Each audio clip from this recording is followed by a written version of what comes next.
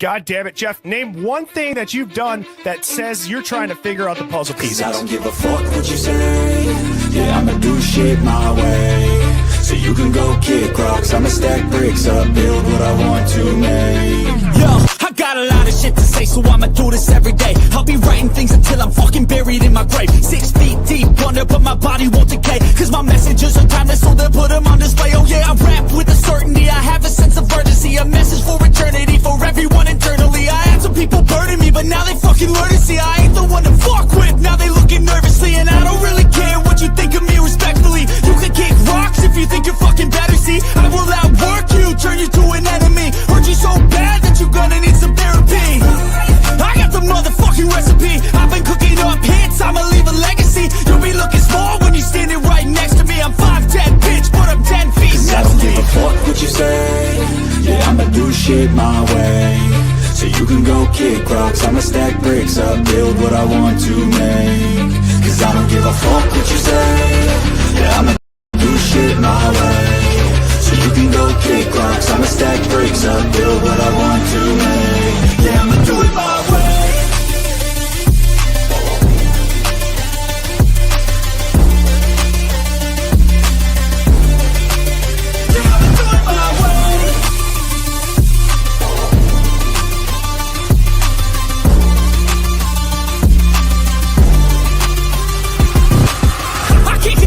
Coming out with a statement. You really changed, man, all your music and arrangement. You don't know shit, shut your mouth, you can save it. I'm the same dude that got his come up from the basement. 100 songs, 100 weeks, didn't change it. Experiments, development, intelligence, and patience. I'll do it all again, cause I never feel complacent. Let's keep the good vibes, positivity's contagious. I'm never looking back, cause I made a life that's passionate. A college graduate suppressing all his talents, yeah. He found a way to go and change, become an advocate. For taking control of your life, go out and battle. And you think you have a dream, then act on it, get after it. Get out your head and fucking capture it. You got one life to master it. Don't give up on your future, we all start losers. We're all late bloomers, gotta struggle through the sewer. What you say? Yeah, I'ma do shit my way. Birds flying high, you know how I feel. Sun in the sky, you know how I feel. Breeze drifting on by, you know how I feel. It's a new dawn, it's a new day, it's a new life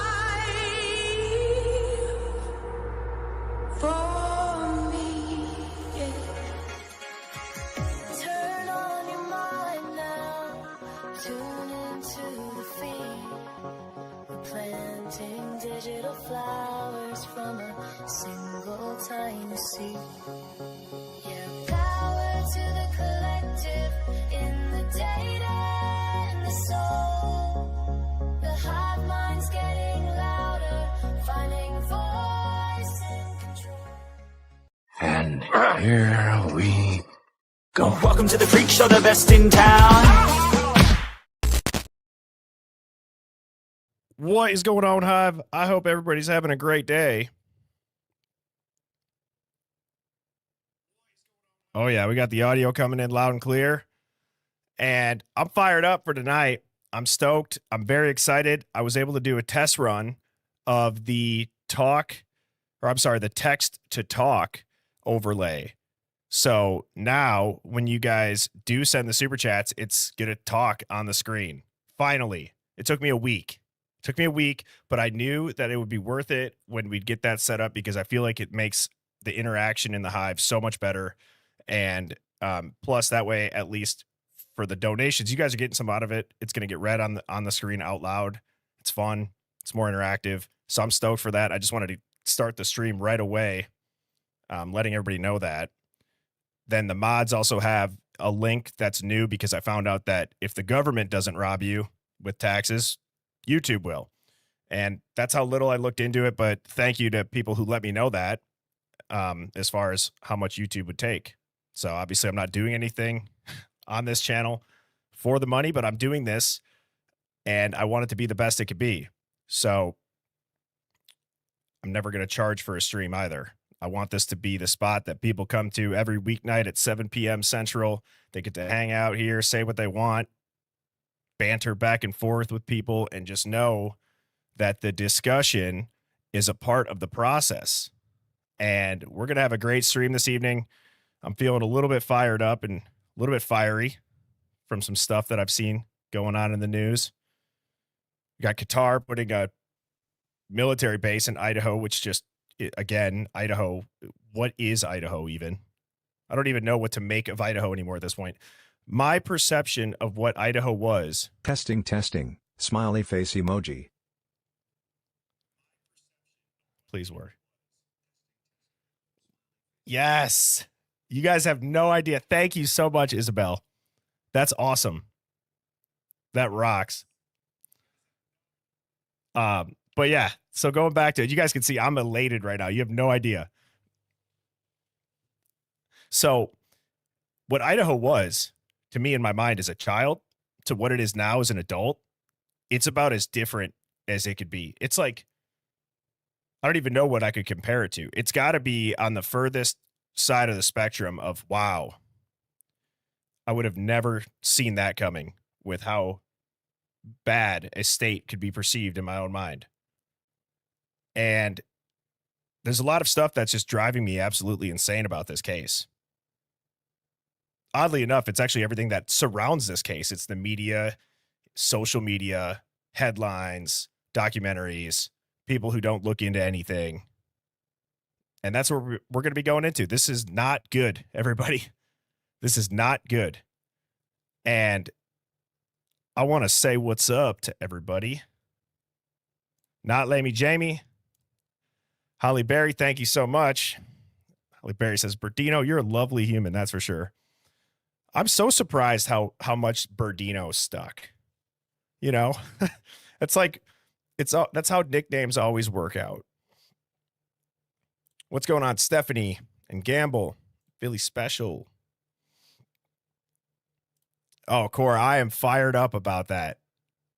The amount of hours, like I said, spent on ChatGPT demanding it to give me step-by-step directions as if I was a kindergartner trying to understand a PC. That's how detailed I needed it to be. Lisa, how are you doing? We are O-R-E. We are OR. What up, Eyes Wide Open? Bianca, Luna, shout out to my mod. Growth Renewal, good to see you. LA Mike. Robin, shout out to you. My mod, Discord Dawn. Love that. I love that Discord Dawn has kept her name Discord Dawn too. And I just want to give a shout out to UFO Dog, Discord Dawn, Luna, Robin, Beck, all my mods. You guys are awesome. I got to tell you, the amount of comments that I see when I go back and I edit it about how big of a difference the mods make in the chat. I hope it doesn't go unnoticed, everybody. It certainly doesn't go unnoticed to me. They are awesome. Like top tier moderators. They understand completely the vibe that I wanted, which is as long as you're not threatening or trolling or spamming, you're not going to get kicked. There's so much lenient. There's enough leash in here that you could kind of hang yourself with it, but that's what it's meant to do. So I just want to take a second and give a shout out to them because they're in here every night with us, and you know they're actively helping out. So thank you to you all. Hilde Azul has never made a live. Well, welcome. Is there anybody who this is their first live, their first time tuning into the Hive? We will welcome you with open arms. And if it is your first time, this is a contrarian thinking live stream. So what does that mean? Well, that means that we're not afraid to think past the headlines. So if you are easily rattled or you're offended, or maybe you're afraid of having a discussion if somebody disagrees with the point that you make, this is not going to be the stream for you. But if you like to look into things, you have an open mind, you're a critical thinker, you have found your people, you are amongst friends, and we are happy to have you here. I go live every weeknight at 7 p.m. Central. Thank you, Ashley's Activism. And Emma Thomas says this is her first live. Daily Twin Flame says, I'm addicted to lives. Welcome to the Hive. How many words can we say that rhyme with hive? What's up, Crowned? UFO Dogs, fake, 69th time here in the chat. Rachel, who lives near the ice wall. How are you doing? It's one of my favorite usernames. Vibing with Daisy May. You found me on TikTok a couple weeks before Charlie Kirk. Always a pleasure being here.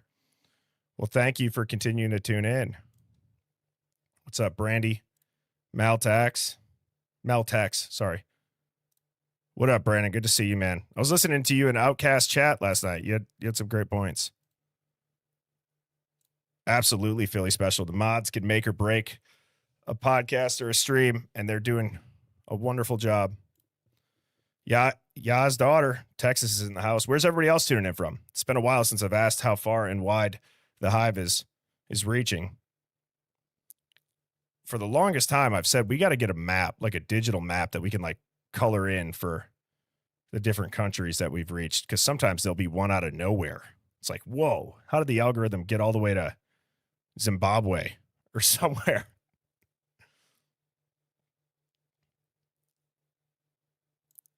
Not an NPCs in Texas.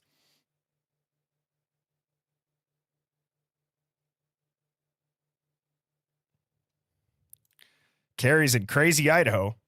Well, may God help you, Carrie.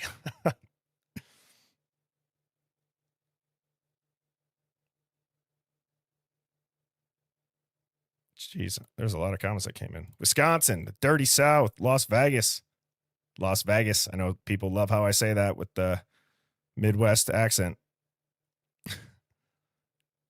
We got the UK, Texas, Albuquerque, South Carolina, UK, Ontario, Canada, New Zealand, Carolina, Isle of Scotland, Californicated, Idaho, Nova Scotia, Canada, Ireland, South Africa, Kansas City, Pennsylvania, Melbourne, Australia, Texas, the birthplace of Elvis.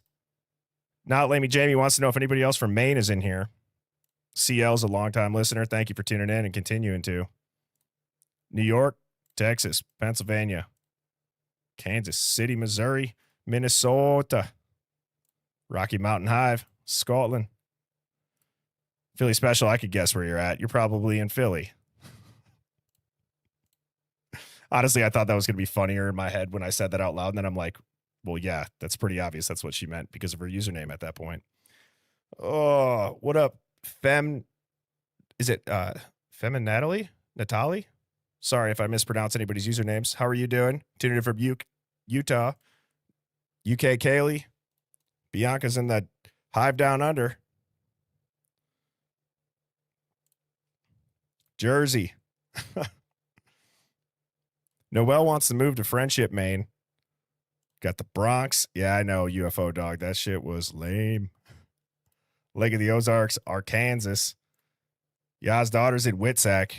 Well, let us know if you see anybody from Idaho out there, if you know what I mean. Louisiana, baby. Kentucky's in the hive. Shay's a Canadian in Boston this week. Louisiana gal, vibing with Daisy May.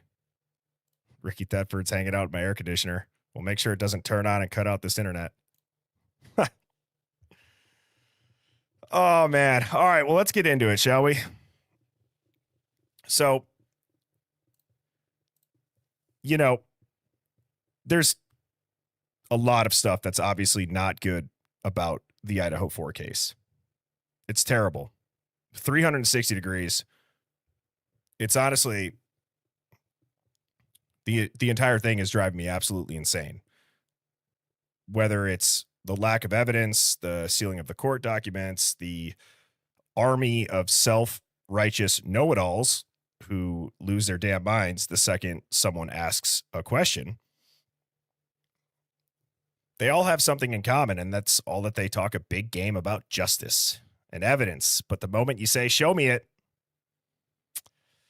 man, the moment you say something like, show me the chain of custody, they act like you just took a piss on the American flag. They act like you're crazy for saying, I just want to see the chain of custody. I mean, for God's sakes, Bryan Kohberger's attorney saying that they don't know what the chain of custody is, the SNP doubled in size. And then I got to go on X and other social media platforms. And I'm like, okay, this has got to be the thing that changes it. This has got to be the document. They finally have released it, and it is going to change people's minds. And then these people, they double down on it. They triple down, quadruple down. They're in it forever. And that is not good, because the people that are locked, like they're locked in, they're not changing their mind, have the biggest platforms. And it could be a little bit disheartening. That doesn't mean that we have to give up. It doesn't mean that we have to like succumb to the pressure of, oh my God, we're never going to be able to, get this out there. No, because as I've said, the currency of justice is people like us that don't shut up about things that are clearly wrong. This is clearly wrong. And my new favorite line, as much as this is about the Idaho 4, is that this really has nothing, like the bigger picture has nothing to do with Bryan Kohberger, the 2 surviving roommates, the 4 victims, any of the families. It has everything to do with the reaction of the big media and the big tech companies. Okay. Yeah, it is a little bit of a David and Goliath situation, huh, Kelly? These people, Clifton says these people are detached from reality. I couldn't agree more. Hillary says they want to bury the truth. I didn't see that, Chrissy. Chrissy said Olivia has tripled down today. What are they hiding? I don't really even, man, it's hard to like keep up with all that type of stuff, because I just assume it now. Like I just assume that, of course, they're going to double down, triple down, whatever it is. And the most maddening part is when the court documents start getting read, because to anybody that doesn't look into the case, they're like, oh, well, the court document's out. Now it's for sure. Yep, it is absolutely confirmed. The news guy that I follow on X, he read the court docs. So it's over. All these other people are they're just assholes that can't let it go. They're worshiping Bryan Kohberger. They're pro-burgers. No. And honestly, it's such a low IQ thing that you can't see that. It is so low IQ that you could not see or listen to anything. Maybe you have a soundbite that people clip from a stream like this and many others that are becoming very hypercritical of this, have been very hypercritical of this. I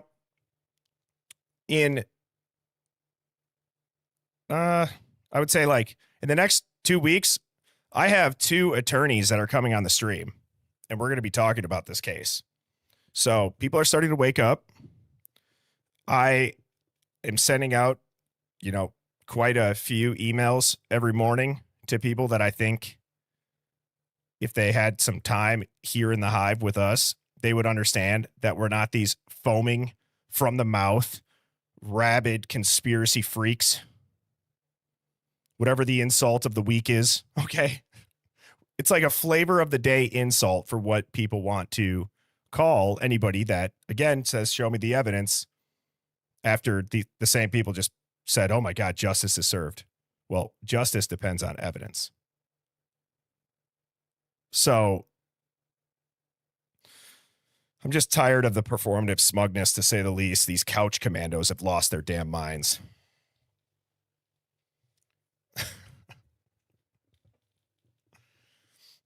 Yeah, we're just a bunch of MW Jones says we're just a bunch of foaming freaks. Just a bunch of foaming freaks out here, guys. And that's another thing too. It's like, we have the ability here, guys. I start every stream, like I said, with a disclaimer. Okay. It's okay to think out loud. As I always say, we have the freedom to do so. We should probably exercise that freedom while we still have it.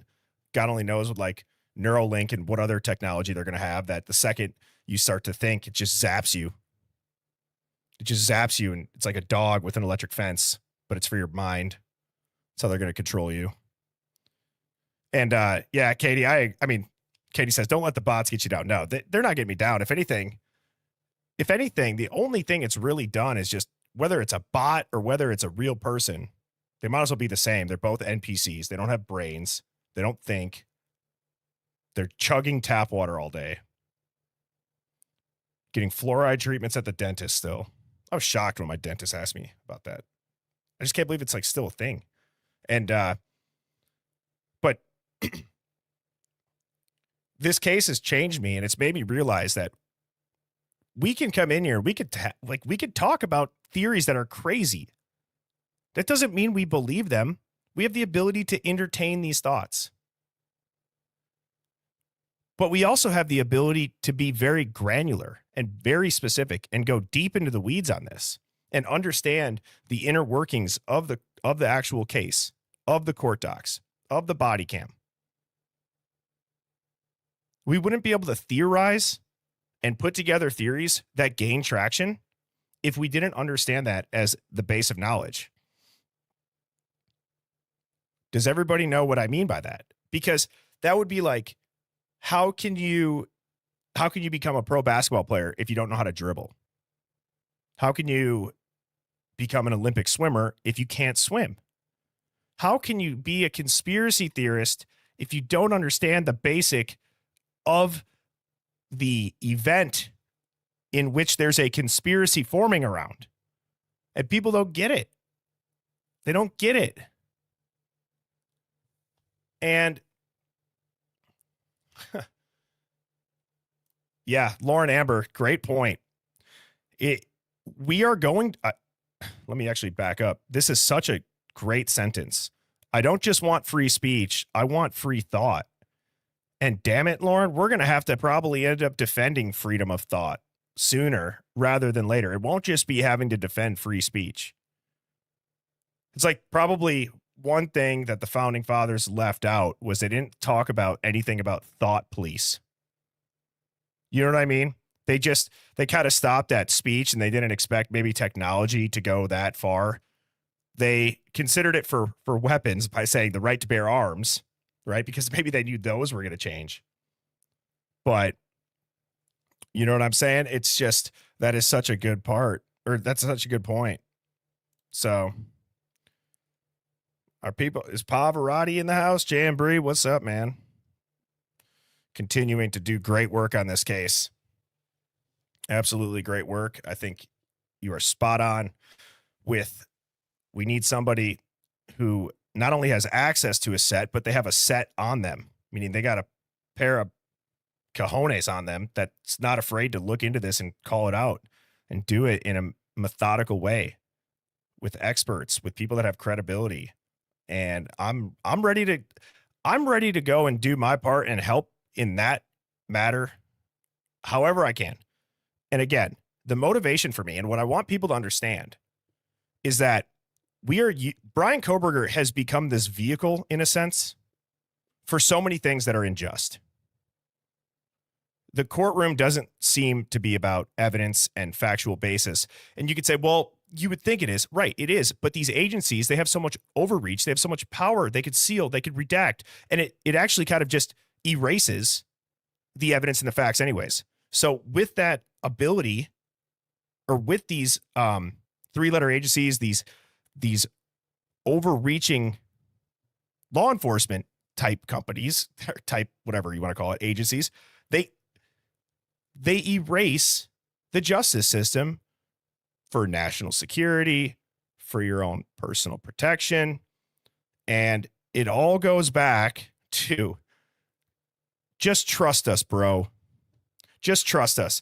Give up your rights. We're only gonna overstep your rights this one time just to catch this one monster. No, we're not going to codify it, and we're not going to make it law after the fact, right? No, we're not going to use all this advanced technology with DNA and geofencing and God knows what else with Palantir and Othram coming down the pike full speed ahead. No, we're not going to use that on you guys. No. Are you kidding me? We've never done that. We're only going to use it to catch the bad guys. So just believe the story. You don't need to see the evidence. You don't need to see the evidence. Just believe the story. And that's what gets me fired up about this case, is how many dumbasses fall for that. Too many fluoridated idiots just fall for the story without the evidence. The story is emotionally palatable. That emotional trigger is what allows the overstep, the overreach. The Patriot Act is a huge and probably an example that everybody can understand. This IGG thing, it's huge. It's way bigger than people understand. It's going to get ugly when that combines with Palantir and the predictive criminal and policing behavior and these programs. If they want to cook you, they're going to have their absolute way with you and bend you over the barrel and show you the 50 states until you cry or until you end up in Bryan Kohberger's position. Oh, man. Let's see what people are saying. Yeah, Chevy Metal says the Patriot Act was pretty. Hi to Birdie and the Hive. I just got here. So glad to be here. Red heart emoji, cool face emoji, honeybee emoji. Thank you, Carol. I appreciate that. Happy to have you here. I just saw somebody else said too, this is their first time tuning in, so welcome. I think this AI thing is going to be great. It's going to be fun. It's going to be interactive. This is how AI should be used. It shouldn't be used to have a predictive policing program. I'm new here, and I love your channel. It's so frustrating. Anyone with a brain in their head can see that something else is going on. I'm so scared they are going to get away with it, and we will never get real answers. Yeah, I don't think you're wrong, Nicole. I don't think you're wrong. The hard part that I think we have to also wrap our head around is, and I know I'm not the only one that feels this way. Maybe not everybody believes it, and I promise you what I'm trying to say here, I'm not even trying to theorize or speculate. I'm trying to say this wouldn't be the first time that this has happened. Okay? When you think of things like Bryan Kohberger's papers being about exactly what's happening to him, the odds of that being a coincidence, and then also the odds of that being something that they release now after the fact are like minimal. I don't even know what those odds would be. And then you look at they can't connect him to the house. There was no stalking of the victims, so on and so forth, things that we talk about all the time. Okay. If Bryan Kohberger is some sort of informant or an asset, and I've said this before, I'll say this again. When I had Bryan's friend Will on, there was a question that got asked to him that he didn't really talk too much about on the stream. I'd said, do you think Bryan was a Fed? Do you think he was an informant? Okay. And he said no. And then he called me about a week and a half later. He's like, dude, I have not been able to stop thinking about that question you asked me about if Bryan is an informant. And I said, why? He goes, the only time that he came around when I used to say, like, hey, he's just there for the ride, was when we had to go to Patterson to pick up. I never saw him use. And I thought to myself, wow, that's crazy. Now you can take that for what it is. I believe Will. Will has not lied to me about a single thing. We background checked him. He's very honest, at least to me. Anything that he said checks out. So when I think about that, I'm like, man, it is kind of weird that they said dude was a drug user. Right? I mean, then I think back to Scott Payne, who was undercover inside the Outlaws. He would go do buys all the time at night, and he wasn't using. He would just go and pick up. There's people that just go with that are undercover to pick up. If you're undercover, you don't have to do the drugs. So where I'm going with all of this is, let's say that it is some sort of bigger operation. This is just a thought exercise right now. I don't know if there's, I don't know how I feel about, and I don't know how everybody in here feels about, is that okay if it's an operation to lie to the American public about it? Is it just as an effect? Can you still be as effective if you tell people there's an operation that's ongoing? Okay. Now you could say, okay, there's clearly an ongoing investigation still, other cases that are going on amongst this, but it's like, would that help if they told us there's an operation going on? Thinking for yourself isn't rebellion, it's responsibility. Brain emoji, fire emoji. Well said, reasonable doubter. I love that username. Thinking for yourself is not rebellion, it's responsibility. It absolutely real. That is absolutely real. And I think Brandon That's the best way to say it. It just feels like it's often abused. You know? Robin said, well, what do all these operations do? These groups are also tied in with law enforcement and the government. They're all the same people. Well, that's where we have to find this balance, I think, as a public of there has to be trust, right? So let's go back to, you go back to the first press conference, guys. It's a target attack, don't got to be worried, yada, yada, yada. And you're just going to have to trust us. Okay. That should be, if you think about it, that should be okay for the police to say, in a way. But why isn't it anymore? Why isn't it anymore? Well, I don't necessarily think that it's our fault if we don't just blindly trust authority. And it's not just cops, it's any authority, right? I have the utmost respect for cops and military and anybody that's in, a position of, authority. I do. I have manners. I respect them. And there's got to be a give and take. And yeah, newsflash, people are sick of the government in general now.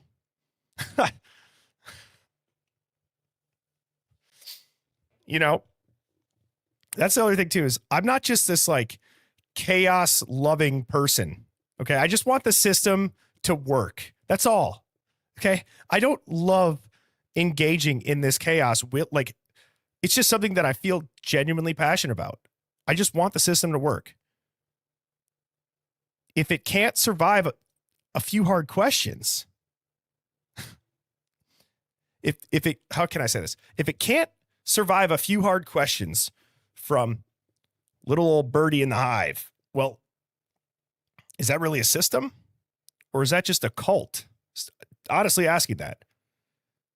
Right? We're talking about law enforcement. We're talking about the court system.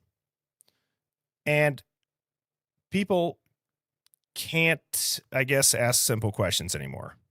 But that's how I feel about that.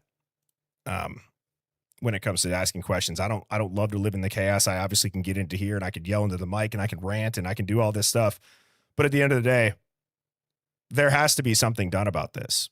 On a very serious note, there has to be something done about this. This is not good. If Bryan Kohberger is truly getting this railroaded, this is a huge crisis on our hands. And this isn't, I said this the other day, this is not delayed justice, everybody. This feels like a warning. We don't care how much you beg and scream. We don't care how much you yell from the rooftops. We don't care how much, you guys point out that contradicts us. Just shut up. Just shut up. We don't have to show you it. We can hide behind national security. You know what I mean? Take it easy, Pop. Thanks for popping in, brother man. I should have thrown on the beanie and the shades. We hit the jackpot with Birdie and Paf tonight. Dizzy emoji, dizzy emoji, dizzy emoji. Yeah, thank you, Toothless. I agree. That's, one of the things that most people in here probably they probably understand is anybody that is talking out against the system that then has all of like the NPC mob charging at them with pitchforks. At least how my brain works is like, okay, why are you telling me I shouldn't listen to this person? Like, why are you saying that what they're saying is bad? Now I'm curious. I'm going to turn off your channel and I'm going to go listen to them. How many times has that happened? It's happened a lot. If anything, just the fact that somebody would say, no, don't tune into them. What are you thinking? Why would you do that? That makes me want to go listen to them more. Type of one if you guys agree with that and you guys feel the same way, especially now after this case, especially now after COVID, especially now after 9/11, Vegas, all the other random ass crazy shit that makes no sense that we just have to put up with. Just go about our days, hard hat, lunch pail, punch in, punch out. Shit just keeps hitting the fan over and over and over again. And while we're at it, just don't question what we're doing. Stay busy. And if you do question it, we'll just censor you. We'll have our AI algorithms attack you with bot farms. We'll demonetize you, deplatform you. Give me a break. Whole system is just...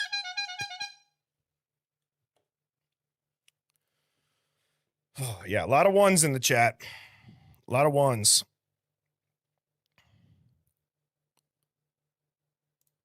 What's up, Woman Power 101? Stopping in to show some love. Stay strong, Hive. Love to you and Mrs. Birdie. Thank you so much. What's up, JJ UK? Just got here. Ashley's activism says modern day slavery.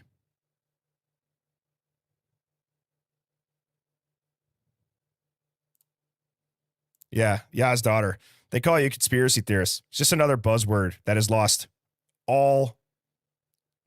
Does anybody even care if they get called a conspiracy theorist? I mean that, actually. Does that bother anybody? Like, why is that the word that they decide to throw out as if it holds weight? Does anybody think that that holds weight to anybody anymore? I don't. Shit, like I was saying, they call somebody a conspiracy theorist. Even before I was doing this, and I don't know, there's just something inside of me instinctually. I'm like, I want to go listen to them. Yeah, I love it. Wolfpack says I take that as a compliment.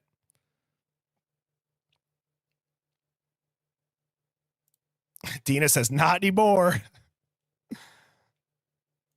Jacqueline Elliott says, I'm really starting to like this channel more and more. Hell yeah. Love that. Thank you. Appreciate it for tuning in and for the kind words. Yeah, they overplayed it. Blue Rain 60 says, not at all. Haley Mucketfuss. It's my favorite last name in the chat. If that is your last name, I forgot what you said, but helly no. Uninvited Ghetto Superstar says, I'm proud. Amen to that. Carol H says, I call myself one. That's a top dog comment right there, Carol.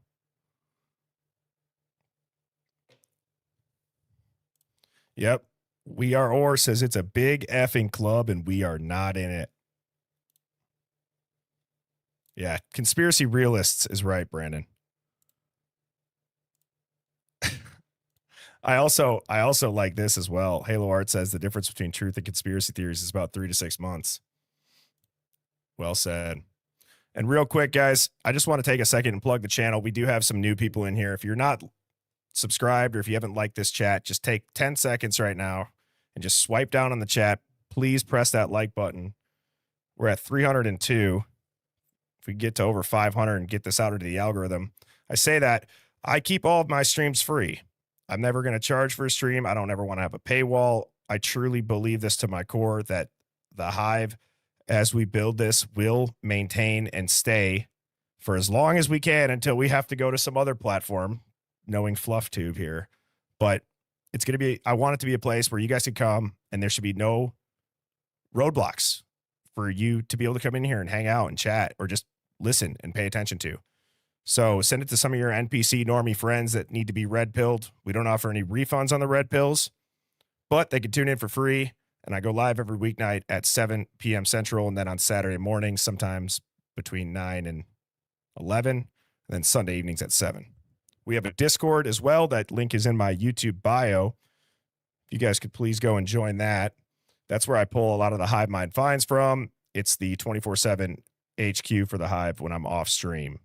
So that's my quick little plug. I always feel a little bit uncomfortable doing that because I don't want anybody to think that I'm begging for that. It's just, I know the reality of the algorithm and I know how it works, and you got to kind of play that game. But just know I would be doing this if there was 2 people that tuned in. We're trying to reach people that are open-minded, that think, so that we can have a place, because we know that there's people out there that have yet to find it that would love to have a chat as amazing to partake in as this one is here. So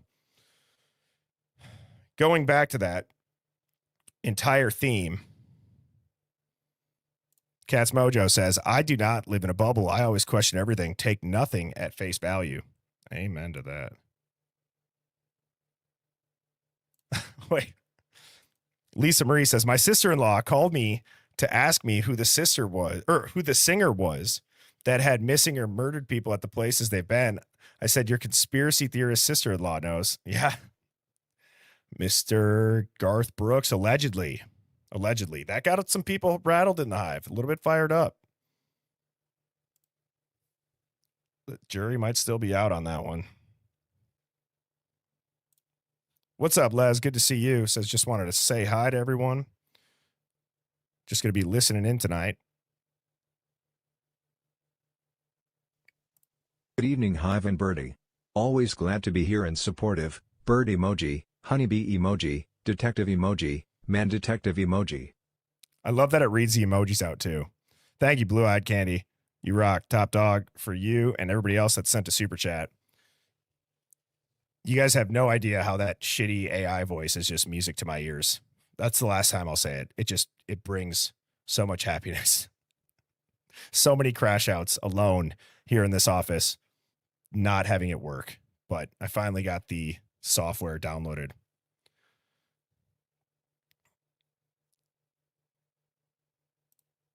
Yeah, there are. April Seeks Justice says, speaking of Garth Brooks, there are some people that are looking into that, actually.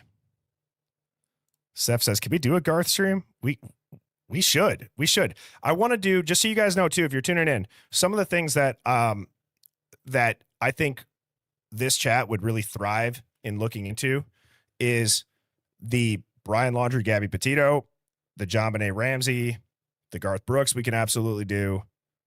Some Epstein stuff I think is interesting, just rather how the mainstream media is now changing up and saying, well, there's now more questions than answers in that case, and Jeffrey Epstein's body was actually gone before the investigators got here, which is just like CBS is saying that rather than saying like, oh my God, thank God they're talking about it. No, I start to say, well, wait, why is it like we've known that, but why are you saying it now? Why are you saying that? We know that. Why are you switching up? What's about to happen? Yeah. Oh, and that's the thing. You know, Lisa Ann Rebel 6 says, I love Garth Brooks. Find it hard to believe. Thank you, Jacqueline. I appreciate that. You guys rock. You know, anything's possible. I guess I'm just not buying it. So just even the fact too, you said that, I mean, anything's possible. I guess I'm just not buying it. Well, that's how you should respond to something like that. You know, you're just like, well, I find that hard to believe, but anything's possible, rather than just coming after everyone's neck and just jumping down their throat because it challenged you a little bit. And I gave the example yesterday about a comment that I had pinned in one of my videos and it got deleted. I'll never delete those comments. I don't have any words that are going to trigger the algorithm to automatically delete them. And it was the comment that said, I'm all for conspiracy theories, but Kohberger's guilty of sin. And I didn't respond. I want to say that I used to be one that thought BK was a monster, but listening to people like you gives your opinion with logic and common sense. It swayed me. Those of you who were so sure we're wrong, tell us your logic.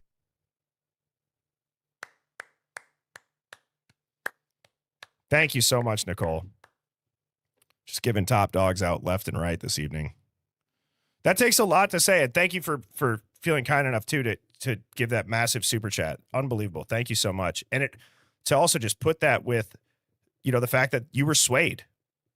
Do you know how many people can't even do that?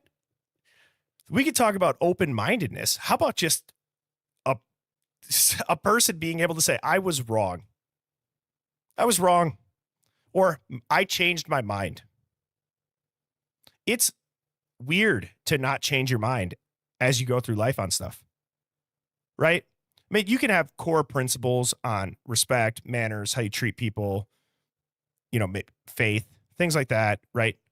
I'm not talking about those things necessarily because there's arguments to be made for that. But when it comes to objective things, if you never change your mind, you probably live a very boring life. And I don't want to be rude when I say that. That's an opinion, right? Like I said, I'm just, you know, I'm happy I don't have a brain like that. I love my mind. I feel like a lot of people in here love their minds as well. I think it's fun to be able to think like this. It's a blessing to be able to think like this, to be able to think outside the box. What's up, mean mama? It's Tyler, bruh. Says, OMG, I made it to a live. Well, we are happy to have you here.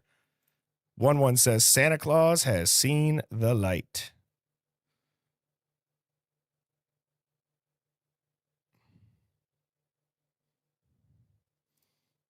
Germilla says accountability is scarce too these days. I agree.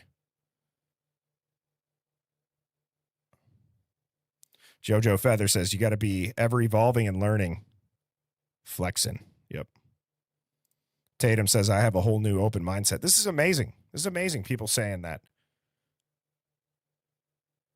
Painted Dessert says heretic person who challenged society's beliefs. Absolutely. Absolutely. The mind is a powerful thing. UFO Dog says my mind is sexy AF. Referring to hers. Misinformation 100.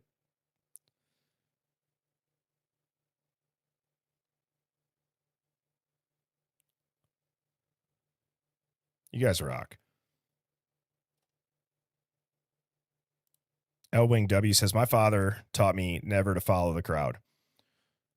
It's a wise man, Elwing.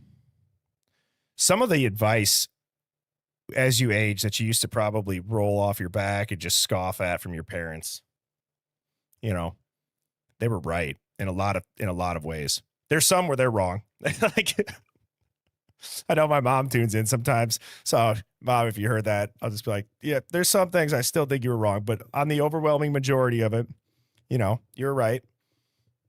There comes a point where everybody realizes that. But, yeah, jokes aside, guys, it's a good thing to be able to change your mind. What's not a good thing, what's a dystopic and a terrible thing, is that the media never changes their minds. And when they do, as I was just referring to with Jeffrey Epstein, with CBS having a special. UFO Dog cracks me up. Birdie, I missed the beginning. Can you please summarize what's not good? Absolutely, Blue-Eyed Candy. Thank you again, Top Dog.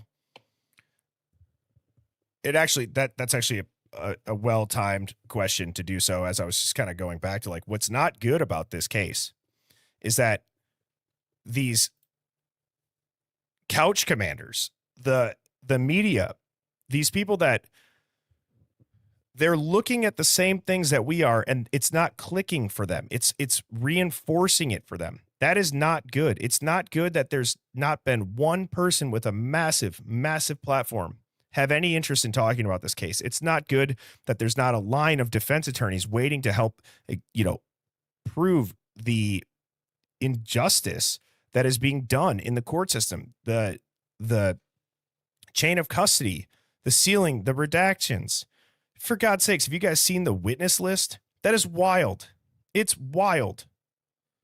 Right? Apparently. So how are there so many witnesses? Bryan Kohberger didn't know anybody. The only thing that people saw, according to Dateline, is he was a little bit weird at a pool party and he was hiking. Right? Bryan didn't have any friends. Nobody saw him. Dylan was the only one that witnessed it. The bushy eyebrows. Oh, Christ. Painted desert. I'm sorry. Desert, not dessert, although my husband eats me like I am. Oh, that Top Dog goes to your husband at that point.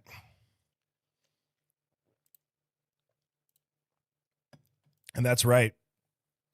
Beck, what exactly did they witness? Yeah. Oh, and he took selfies. Rachel, who lives near the ice wall, says. But that's what I'm getting at, Blue-Eyed Candy, to kind of answer your question. It's not good that we can point out all these discrepancies, and even the powers that be, they don't care. They're like, go ahead, shout it from the rooftops. Go ahead, point out what we did wrong. Go ahead, point out what we're lying about. Go ahead, point out who that person is that's very sketchy and what they did and the connection that they might have that makes more sense than Bryan Kohberger. No. We don't care. Cry yourself to sleep, go to bed, ignore this. We're going to do whatever the hell we want. We don't care about the fact that you guys have rights. We don't care if this scares you that there's no transparency. We don't care that the public's scared that there's no transparency. 3 Atlas stream would be cool. Its alignment with Earth's orbital plane and being hidden behind the sun, sometimes in high levels of CO2. Damn, that does sound interesting. 3-eye Atlas stream would be cool. Its alignment with the Earth's orbital plane and being hidden behind the sun sometimes. Man, I think astrology is badass too. I also think there's a reason why with astrology they've kind of made it this, and I'm not trying to offend anybody when I say this, but it's like I feel like they've made it this like mainstream kind of valley girl, like, oh, that you're totally a Taurus. You're totally a Taurus. Oh, that makes sense. You know, Virgo. And it's not to shame people that do that. I think that there's a reason why astrology is that's as far as it goes, unless you really dive into it. Was it JP Morgan that had a custom made astrology watch that had his birth chart that moved with it? It was like this custom made watch, and he would make decisions based on that. I believe JP Morgan was the person. And I also love too how in the Hive, I don't even need to Google shit, because by the time I would pull that up on my screen, it's already going to be in here 7 times. Terry Weed asks, Birdie, have you watched The Fall of the Cabal? Hell yeah, I have. I remember watching that thinking that the FBI was about to kick down my door. If you haven't seen Fall of the Cabal, the first time you watch it, it just, especially if you're like not red pilled yet, it makes you feel some type of way. It makes you feel like, holy shit, this is on my Wi-Fi right now, and this is not good. At least that was my thought when I watched it the first time.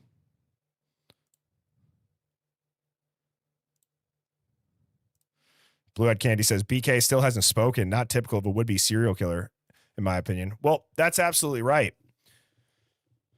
There's a super popular article that came out about Bryan Kohberger back. I think it was Fox News. One of the big mainstream companies put it out. And it's kind of like digitized, or not digitized, pixelized of Bryan Kohberger. And it says, Bryan Kohberger, I am blank. He's just staring. I'll show you guys it. I think I got it here.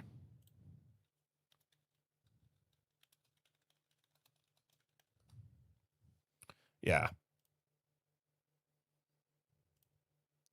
This one. So, Nancy Grace investigates exclusive.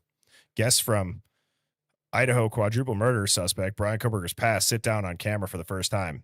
And it just says, I am blank. See, now, here's the thing. If you're going to have the mainstream media gang up on you, what are your guys' thoughts on Bryan Kohberger's approach? Do you know what I mean? Like, if you were to look at Karen Reed and her kind of PR strategy, and then Bryan Kohberger's PR strategy, like, remove the names from them, remove the actual cases from them, which one do you think works more? What she did or what he did? I'm actually curious what people will think, because I don't think there's a lot of people that disagree with the outcome of Karen Reed, but I'm curious about just the strategy.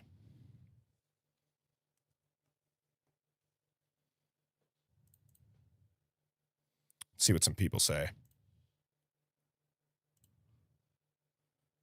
Well, yeah, I mean, and people are saying like she had money, things like that. I get it, but I'm just saying, let's say everybody had the same opportunity. Which defense would you all choose?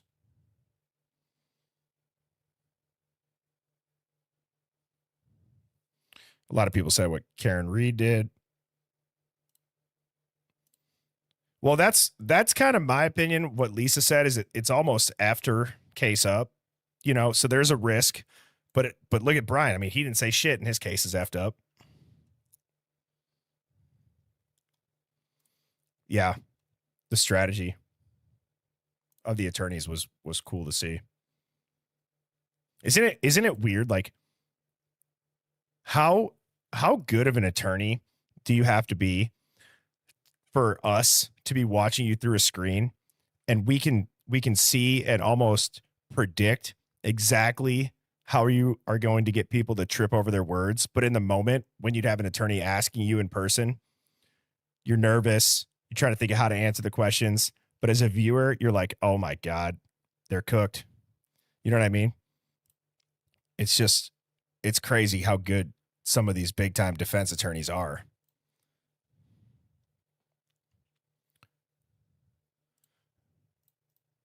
And Dawn actually just sent me a picture of JP Morgan's watch. It's the forgotten most complicated watch. Oh shit. It's the forgotten most complicated watch ever made for the most famous banker. This is what JP Morgan's watch looked like.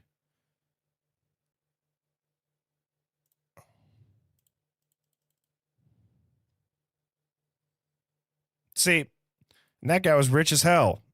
Maybe we all need to get watches like that. That thing's crazy.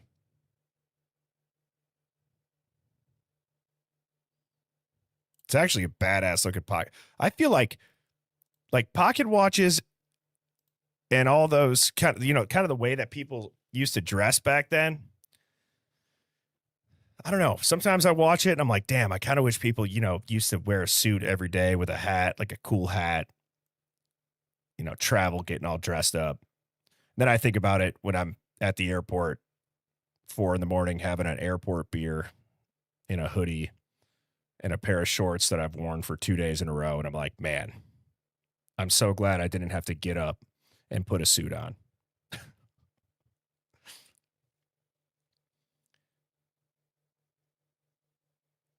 Yeah, same. The watch is super badass. Robin says, I can't understand simple algebra. No way I'd be able to read that.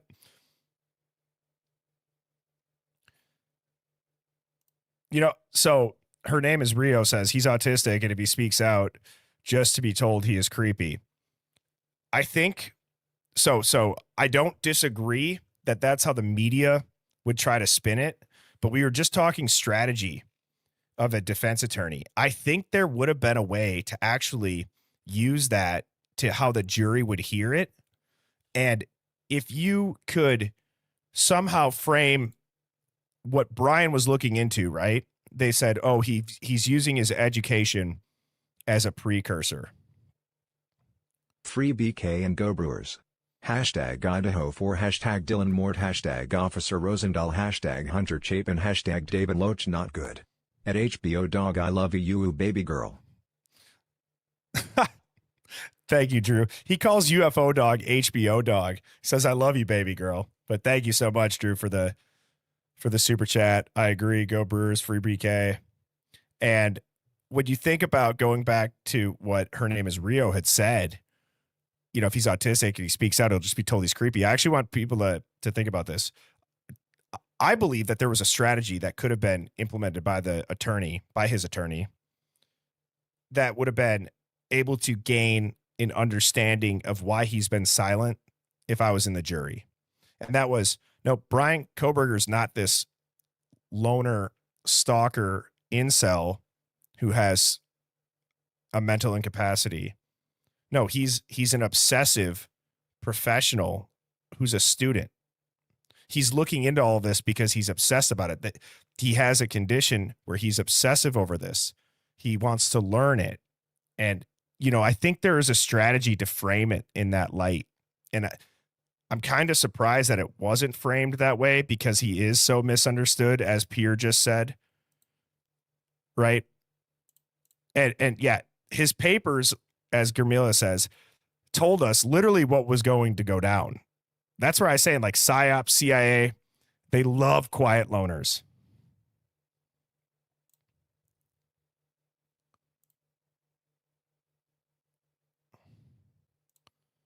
Well, Tracy W., but if he researched so that he could go down in history, why isn't he talking? If he did it, he would be yelling from the rooftops. Absolutely. So if I'm understanding this comment right, you're saying, well, if Bryan did all this research to be able to do it and he got caught because, he's obsessed with serial killers, you're saying he would be like bragging about it. He wouldn't just be sitting there. He would be talking more. He'd probably almost be following the path of other serial killers that just love the spotlight. Not him. No. Not Bryan. Bryan doesn't say anything.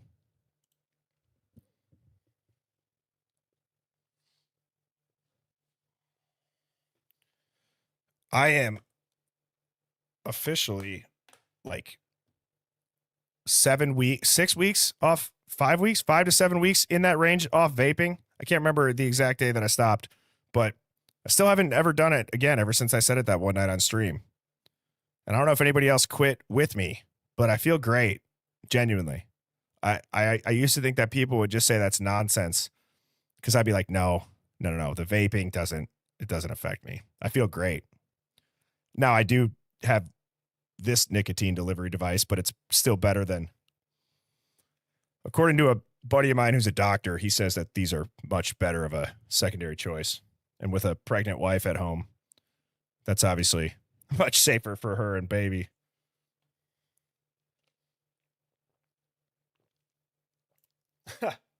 One goes, I'm smoking a big one.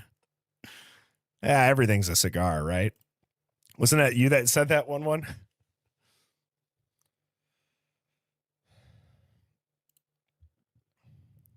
Yeah, I believe nicotine is fine for you. This is not medical advice either. But there's a lot of stuff that's come out about nicotine. It's almost, it's kind of almost like, again, anything that they've told you is bad for you is really good for you. It's almost like a fun exercise. So, I'm not going to release this person's name in the hive because they've asked me to not talk about them yet. And it's fine. I won't. But I will say this. I'm not going to try to talk super cryptically either. Their entire point to me and that they wanted to reach out and talk to me was about how you have to, whatever they say happened, just think the opposite of it. Okay? Like if they're releasing and saying this, think the opposite of that situation and what it would be. Now, that's a lot easier said than done, right? But one of the things that this person brought up was Taco Bell. And I'm not going to lie, that was one of the first examples they gave me when it comes to the Idaho 4 case. And I started thinking like, damn, that is so accurate about the Taco Bell. Like, how did they have that be an alibi for everybody? Right? Like, what made them come to that conclusion? Do you guys remember hearing that all back in the beginning? There's so much damn fast food in that house too.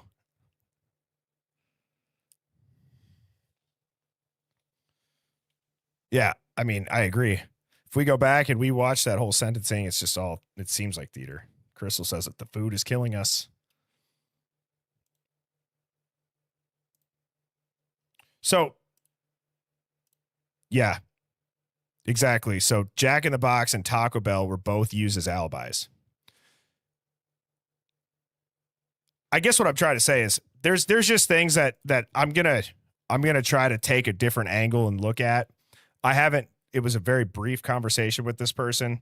I plan on chatting with them more. So, and obviously I'll be sharing this with the hive. Okay. It's just, I don't want to get up here and spew anything out that I just don't really know and wrap my head around the best either. Okay. But you guys have my word on that. That will be, coming down the pike shortly. Now, oh yeah, Taco Bell is pretty much the same as smoking from a health standpoint. 1-1, great question. Can anybody answer why we haven't seen the DoorDash receipts? Thank you again to everybody that's tuning in. If you are new here, I go live every weeknight at 7 p.m. Central. Go ahead and hit that like button, hit that subscribe button, turn the notifications on. Welcome to the Hive Mind. We like to think past the headlines, so if you're easily rattled or offended on behalf of others, this ain't going to be the stream for you. But if you're the conspiracy theorist of your friend group, you found your people. And if you've been in here, that's obviously the second disclaimer that I've done, but I found that a lot of people, when they join a live, they go to when it's live. They don't rewatch it and catch up until later. So they don't exist, meaning the receipts. Luna, say it how it is. Top dog. They don't exist. Neither does the sheath. Period. With how you spelled it.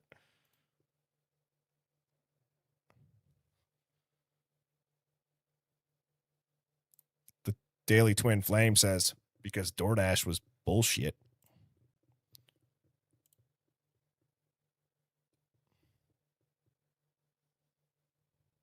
One says, I get so aggravated. And why was the name redacted on the DoorDash bag from crime scene photos? Well, it's like with anything. Again, you guys understand just as much as I do. Justice is not coming out of the court system for this case. This is not going to be delayed justice. I truly think that the justice is going to come from waking people up about this first. And then I believe the court will have to deliver and do something about it. And if they don't, well, then we have our answer as to, one of two things that's possibly happening. You look at all of the crime that's going on out in that Pacific Northwest Highway and the drug busts and the presence of those agencies. If these murders weren't connected to it and the FBI just happened to stumble into it, that's almost pretty hard to believe as well. They're completely unrelated. Because wouldn't you think that if they are unrelated and they had 4 young kids with 2 parents who cooperated with the feds get murdered, you're going to tell me the FBI at no point has a single detective that goes, well, what else goes on around here? I wonder what their parents did. Any of them cooperate? And is there any giant groups that move a bunch of drugs and do a bunch of illegal shit around here? Right? Nah. I mean, seriously, we have to believe I would find it hard to believe that nobody didn't think that. Now, whether that's what happened, because I know people are indifferent on that. The 2 things that I hear the most are between frats, right? And JS, and then obviously the Aryan Knights. That's what I hear the most of. Is there anything else that I'm missing?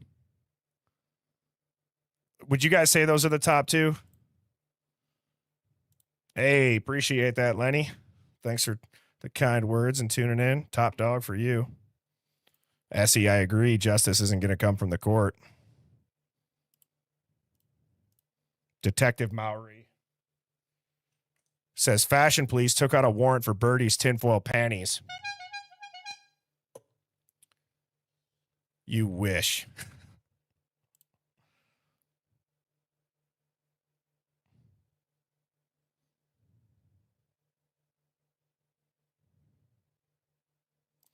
Lauren Amber says, my initial thought was that if all the evidence got released, independent investigators or potentially higher courts would pick it up, similar to Stephen Avery. That's a huge red flag that it hasn't happened. Like there's so much reasonable doubt in this case that the entire state of Idaho could drown in it 400 times over.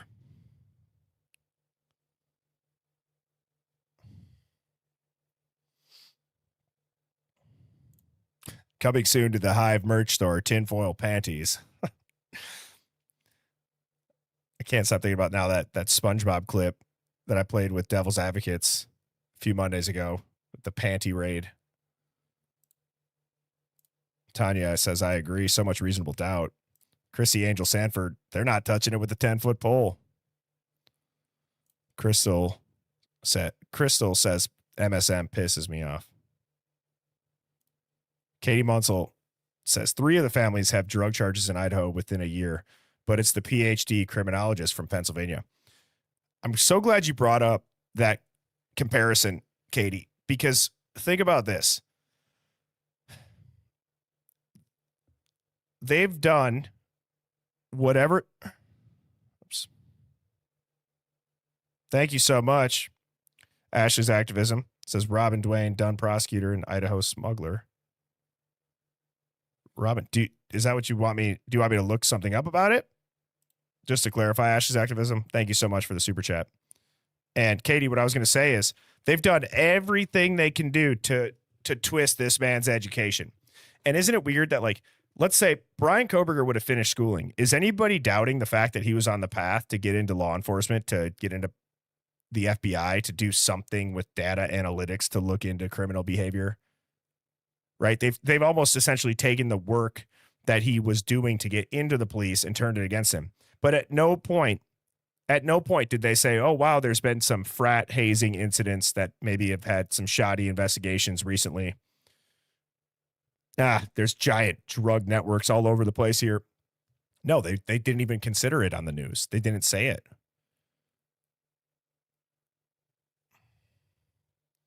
Sorry, let me see what Ashley's activism said.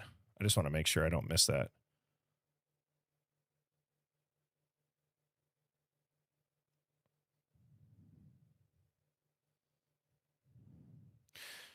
Sorry, guys, too. And I might, just so you guys know, on my side of the screen, I don't see as many comments as you guys do in the chat on YouTube. So they're flying by. So I try to slow them down sometimes on my end, but it's difficult. That's like the one critique I'd have of the streaming platform that I use, being StreamYard.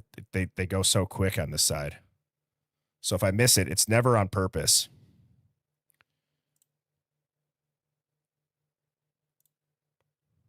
Cryptic conversions, interesting comments, and saying, I wonder if he's in confinement researching crime on the clouds for the government. There's a lot of people, more than I would have expected, that have actually started to really piece together Bryan could be continuing studies while in prison, right? If he was doing Reddit surveys to figure out, oh, how do criminals think? How do they do that? I mean, now, if he is in solitary, who knows if he'd be able to do that? But although this man's in solitary, everybody knows everything that's happening to him the whole time, right? How weird is it, too, that they're following this man around? They're leaking video of him, and there's no criminal charges on that video leak either. There's no criminal charges on prison footage leaked. The complaints. Look at how he writes them. If you take it at face value, this dude doesn't know. I don't know. It's just. And the sad thing is if you did just watch the news, here's the other thing that I understand. Okay. You guys let me know if you agree with this. I actually understand if people only watch the news. I understand how I understand not only how they think, I understand why they think that way. Does that make sense? I get why people say the BS that they do if they only watch the mainstream news. It's poisoning their brains. It is poisoning their brains, everybody. Yeah, and so Aggie said the person who shot the photo was resigned.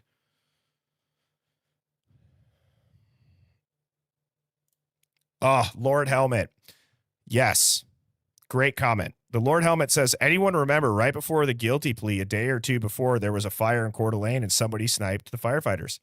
There was talk, it was connected and scared the plea deal. I'm going to read this. Okay. I hope it didn't get taken down. Oh, I remember where I put it.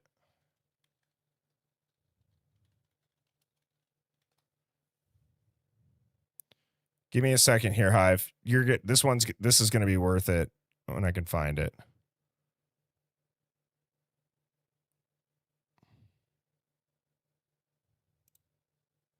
One second.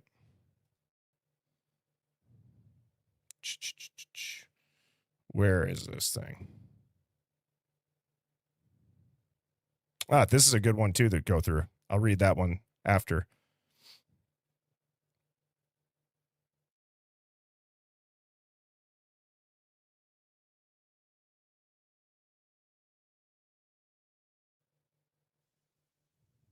My error just kicked on. Damn, now I can't find it. Well, I'll read this other one. Come on, come on, come on. Load, you son of a... I'll read this one because this was one of the best. This was a YouTube comment left by Ashley 9112. Okay. This is a little bit of a long post, but I promise you, this should open everybody's eyes. So if you're somebody out there that knows an expert, that knows a private investigator, that knows anybody with a platform that has an open mind, please show them this clip. And Ashley91121 says, I apologize for this long post. I've been following the Celebrite forensic analyst experts make their rounds on YouTube and mainstream media. Please help spread the truth regarding these claims by them. Thank you so much. Take care. Now, they go on to say, as a seasoned forensics examiner with over 20 years of experience, I need to call out some major problems with the claims being made about Bryan Kohberger's Samsung Galaxy phone extraction in this case. Notwithstanding the defendant's guilt or innocence, the quote examiners are making some pretty bold claims. The defendant's phone was seized 47 days after the crimes were committed on November 13th, 2022, and the extraction took place December 30th, 2022. These examiners, who never had the physical phone, reviewed the extraction in Celebrite, then Axiom. The examiners themselves admit that when they reviewed in Celebrite, most of the parsed data showed up as unknown artifacts. This means the software could not categorize the extracted data in standard fields because it didn't match existing parsers. That alone tells you the data was not cleanly interpretable with the tools available, which is why the FBI contacted them. The examiners claim the defendant cleared logs and data, creating a gap between October 12, 2022 and November 16, 2022, but then claim the extracted data shows the defendant deliberately disabled Wi-Fi during this gap on or around November 11, 2022, days prior to the crimes to avoid being tracked. They go on to assert that during this same data gap on November 13th, 2022, the defendant deliberately disabled Wi-Fi, contradicting their earlier November 11th Wi-Fi claim. Then powered the phone off by pressing the power button while at 100% battery, powering it back on about 2 hours later. There was a data gap, or there wasn't, but you can't have it both ways. I would love to see the actual report and artifacts they are relying on, because they are clearly forcing ambiguous, unknown data into a narrative that matches what FBI investigators wanted. Here's the technical reality from somebody who has actually worked with these tools and how shutdowns and Wi-Fi toggles are logged. Android devices do log shutdown reasons and Wi-Fi state changes, but these logs live in a volatile system, buffers or small databases that are constantly overwritten. Artifacts could exist 47 days later had the shutdown occurred due to a kernel panic or a crash or a dead battery for a debug or troubleshooting purposes. But they say the shutdown was a typical and deliberate power off initiated by the defendant, being Bryan Kohberger, not unexpected or something that would have to be reviewed later to troubleshoot a faulty phone. Once the device has been restarted multiple times, especially 47 days later, those entries are gone. They do not survive. There is no artifact that would preserve 100% battery at shutdown from 47 days prior. Now, I'm going to pause there. I'm going to pause right there. That is so interesting to me. You're right. Do you think that your phone from 47 days earlier is going to log how much battery you had when you powered it down? Why would there ever be a need for that feature? And so what Ashley 91121 is saying is that battery level logging is ephemeral and unrelated to user initiated power downs. Battery state logs 47 days later, think about it. Your battery percentage changes dozens of times daily, charging, unplugging, low battery warnings, drops in use. A 47-day record of every battery state simply does not exist on consumer devices because it has zero value for debugging or any phone operation. While persistent user-initiated shutdowns and battery level logging, among other metrics, would certainly be useful for forensic examiners, phones are not designed for forensic examiners. They're designed for end users. These power down and battery logs simply do not exist in the way these examiners are claiming, period. The claim, quote, the defendant deliberately disabled Wi-Fi, then manually pressed the power button to shut down his phone at precisely 2:47 a.m. on November 13th, 2022, end quote, is a misinterpretation of data at best and an outright fabrication at worst. Google or Android OS and Samsung Galaxy Phone do not publish white papers or deep technical documentation of their OS internals or device level logging. Forensic tool makers being Celebrite, Magnet, etc., they rely on reverse engineering, testing, and observation. And Android/Samsung updates constantly break or change those findings. This means what examiners think they're seeing in, quote, unknown artifacts is often guesswork. It's not definitive. It's not scientific. The tools themselves are black boxes. Just like Google and Samsung don't open their internals, Celebrite, UFED, and Magnet Axiom also don't reveal exactly how their parsers work. The only real transparency comes from third-party audits like NIST's testing program, which has repeatedly shown flaws in both tools, especially around artifact interpretation and timestamp handling.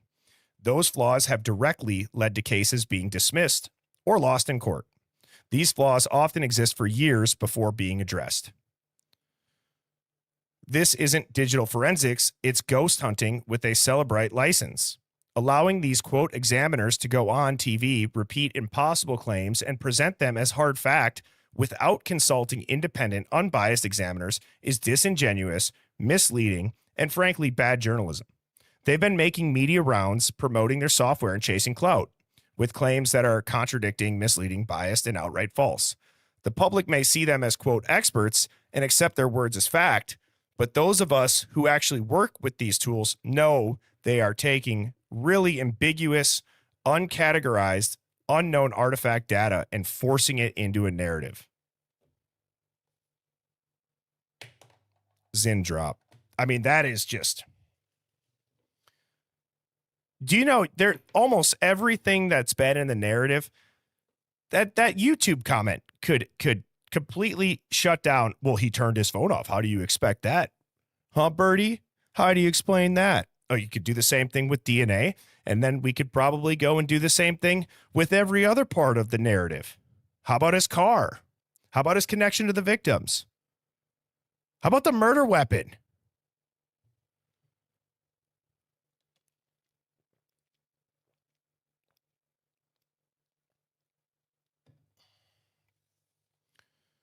Oh, that took way longer to read than I expected. So thank you to everybody that stuck me out. I can't even talk anymore after that. Fizzy Cake says, Birdie, isn't it weird their experts aren't getting the physical items in this case? Didn't get physical phone, didn't get sheath. I've never heard that before. Maybe I'm wrong. Wow. That is such a good take. I'm actually... See, this is why I love the Hive and how the chat became the Hive. Okay. Because now this just, it sparks something like this, which is, okay, in a murder case, when the FBI is involved, is there a reason that the experts would not get the physical items to examine and rather for a cell phone or a DNA sample, just get the data sent to them or the, DNA sample sent to them? Thank you, Blue Rain 60. Appreciate you for the $5 tip.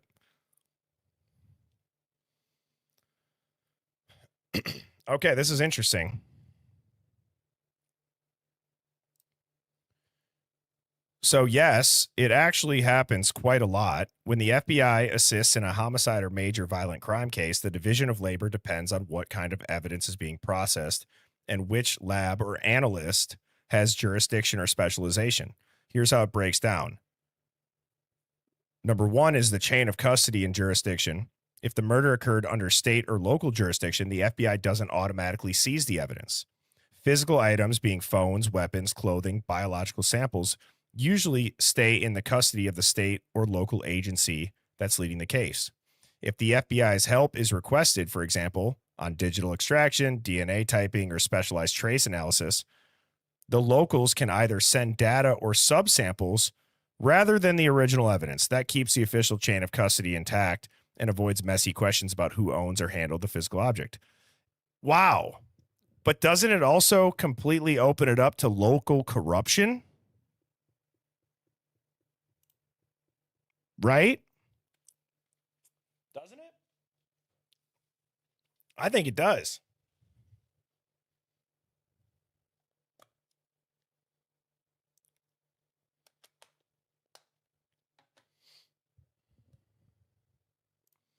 Heather says, I've been sending information on this case to Candace Owens for months. She brought it up once and she said she would look into it.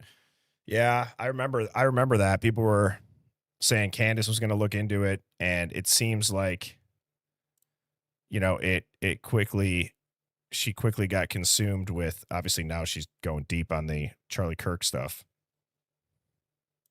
Local, state, federal.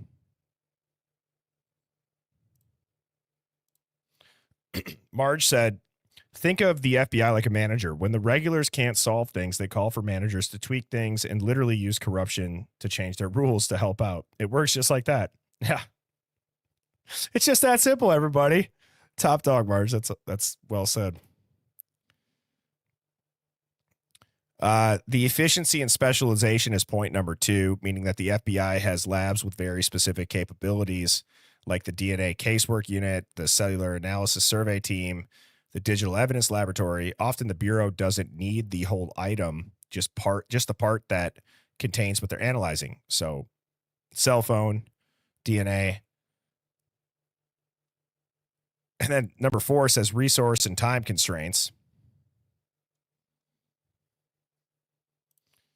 I mean, I'm just going to say, I feel like this opens up the opportunity for local LE to be corrupt and send different samples if their intent was bad.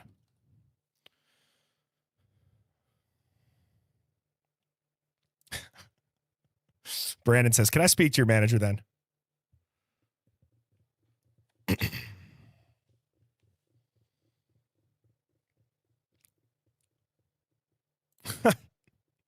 I saw somebody said Luna. I laughed out loud because Luna said Candace is busy with Charlie Kirk and proving Bridget Macron is a man.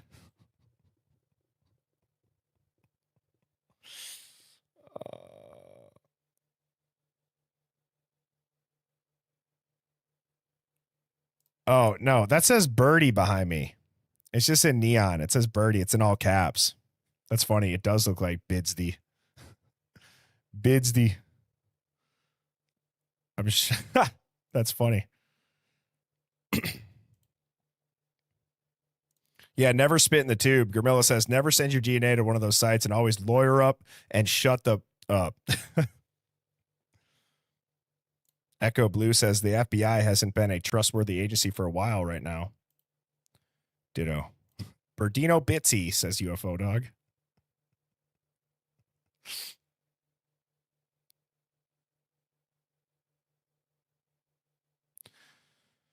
So Spotty Ash asks, what if the perps instructed the unharmed roommates at some point at gunpoint? Okay. This is probably an unpopular opinion. And hey, believe it or not, everybody, I have the freedom to think out loud. That's what I'm going to exercise right now. So if this pisses you off, go kick rocks. I don't care. I think it's weird that on the body cam footage, people could say, no, I think that was the officer's cell phone alarm. If it was Dylan's phone alarm going off, I find that very suspicious that the cops just get there and then her phone alarm goes off. Like, was that a reminder to then call 911 at that time? Did she set 2 of them? Or instead of hitting snooze, or I'm sorry, instead of hitting off for the alarm, did she hit snooze? I set reminders all the time throughout the day. When do I have a call that I have to hop on for work?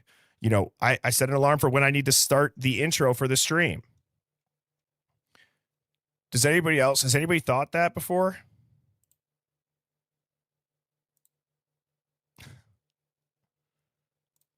Christina Young, absolutely. And that's really the bigger point of this case, is that IGG set a massive precedent in this case. They now have the power to move forward with this because the case was a success. On top of the FBI lobbying $60 effing million a year for however many years to try to get IGG as evidence to be able to be used.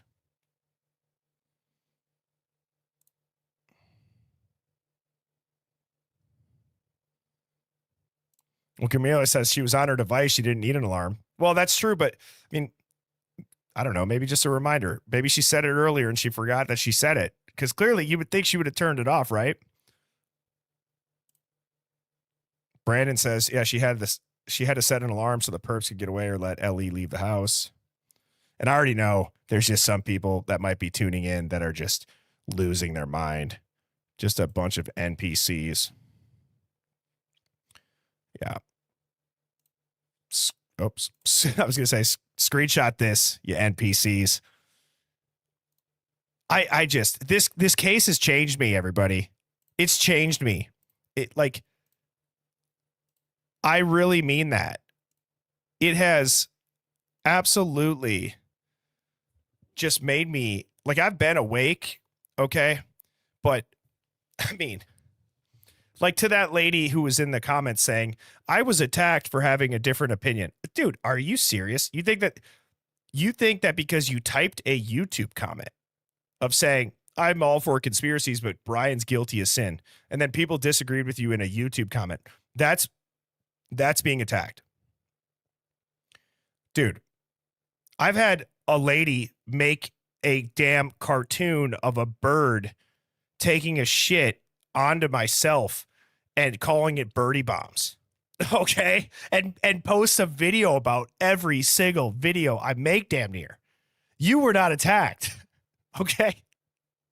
I'm so numb to it. I laugh at it. It's unbelievable just how psychotically dumb people are. Okay. Consensus is not evidence. Okay. Evidence is evidence. It's just, and also being uncertain is not disloyalty. It's like, if you're uncertain about something, that doesn't mean you're disloyal. Doesn't mean that you're trying to be a bad person. It's just called it being an adult and thinking in an adult manner. Hey, what if this is wrong? Okay. We should probably audit this because we want justice. It's not because we crave chaos. And I think Ronnie hit the nail on the head. The craziest part is that everybody in that house has their phones on them the entire time. Nobody called the cops during the attack. Twine Toucan says, stuck on stupid.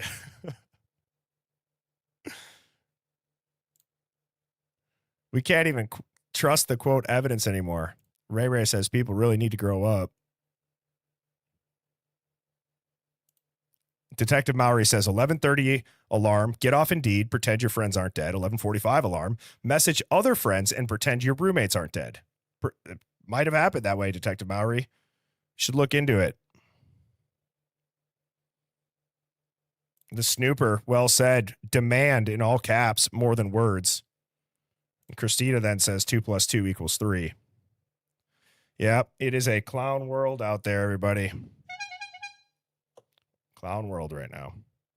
Lisa's feeling like we're stuck in a time loop. I don't disagree.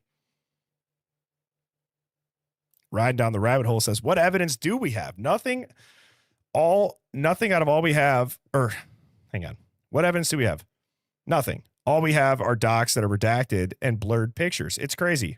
I'm telling you, that theory that we had when we went back to the beginning in the Hive and we saw the early posts on Reddit and 4chan talking about how the unconscious person in the 911 call, that person was actually the perpetrator or one of them. That's why the behavior was the way that it was. Now, if you try to frame and try to put yourself in their shoes and then you look at their behavior, okay,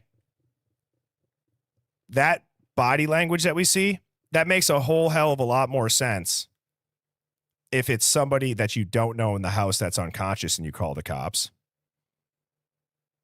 Maybe. Okay. All right, I'm gonna try to piece together something I've never said before. I'm gonna try to explain the 8-hour delay. I don't know if we've ever actually tried to explain the 8-hour delay outside of just this was a flat out lie. I've said this. One of the things that we've done in the Hive, if you're new here, is we tried to go back to the beginning, forget absolutely everything that we knew about this case because we were just doing the definition of insanity. Okay, so work with me here, Hive. Okay, and I'm going to try, bro. As Detective Mowry is saying, don't even try, bro. I'm going to try. Let's try to make sense of how it could have happened with the 8-hour delay and their body language that might make sense. You guys can think this is stupid as hell, but it just popped into my mind. Let's say that the 4 runners that we saw in the Banfield body camera were the 4 roommates. Okay, let's say that they were the 4 roommates. Now, what if their house was ransacked and they were trying to look for drugs? Hence a robbery gone wrong rumor. Well, what if they found the drugs and they were dirty drugs and they were laced, and then the OD rumors come into play, but it was the perpetrator that had OD'd inside the house? They hear the shuffling of people ravishing through the girls' rooms, wondering what's going on. Let's say the girls did run if they heard Kaylee run down the stairs and they got out. Now, I know the time. Okay, I'm just thinking out loud, just whether it was the Banfield runners or not. I'm just saying, what if the girls all got out of the house and they ran? And then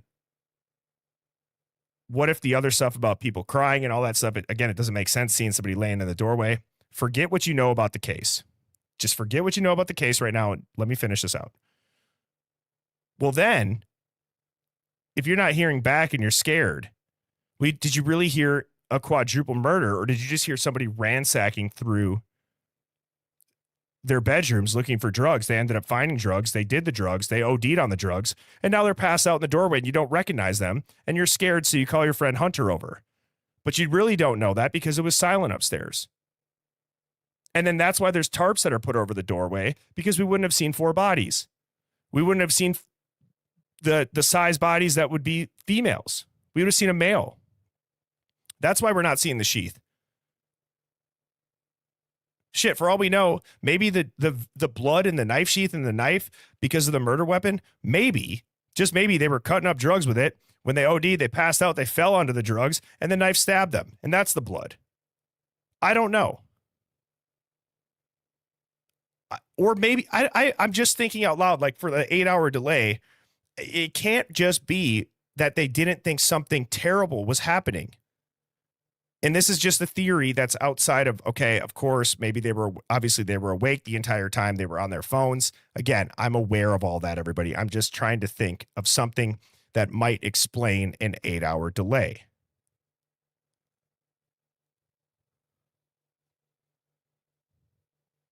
Where are we at on that? Rank it 1 out of 5. 1 being terrible, 5 being okay. Somewhere in the middle, dog shit is number 1. 3 is, I've heard better. 5 is, that could maybe do it. I would give myself like a 3.2. I don't know.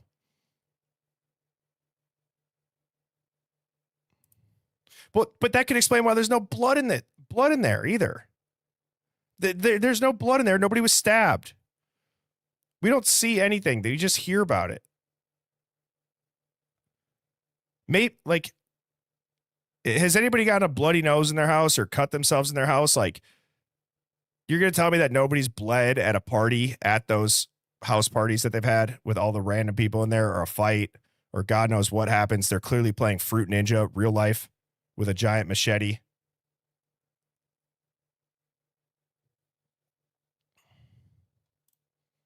Or we can go with Detective Mowry's theory, which is that maybe Xana was trying to be nice and share her tacos, and DM went into a panic and stabbed everyone that got more than 1 taco. Christ, Detective Mowry.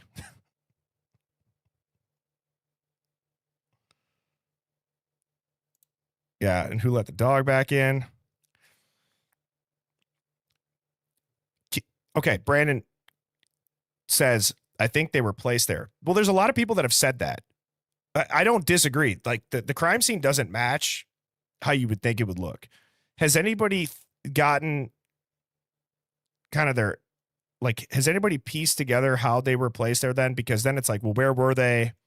How did they get there? Were they, I don't know. I'm not saying you're wrong. I would love to hear it, honestly. Holly Berry gives me a 4. Thank you, Holly Berry. I'll take that all day. Shoe Girl says, I think they took 8 hours to clean and paint the walls.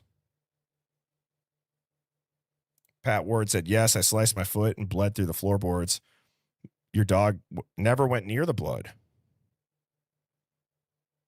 Riding down the rabbit hole says, why so many blood swabs at JS house?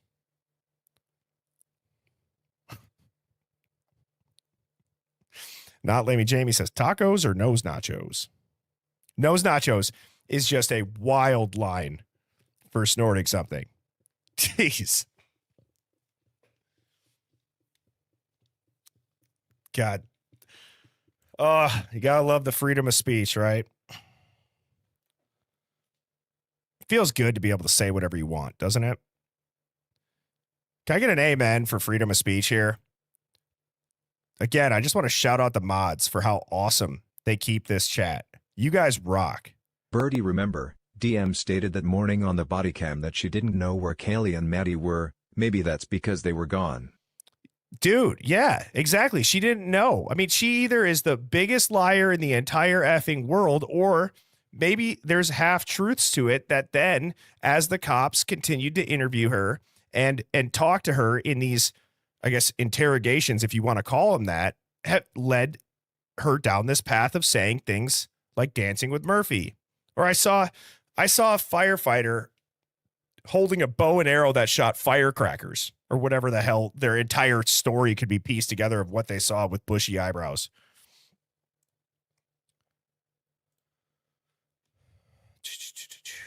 Ash's activism says, you shared Linda Lane footage of someone being warned. Is it on your YouTube or TikTok? Where can people find that if they want to check it out?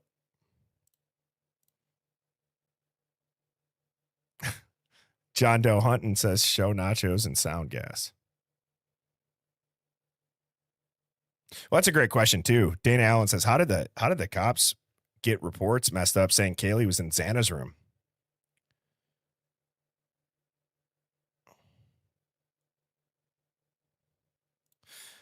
And Terry Weed says, isn't it against the law for Dylan and Bethany to wait 8 hours before calling the cops? There are laws against, not reporting a crime.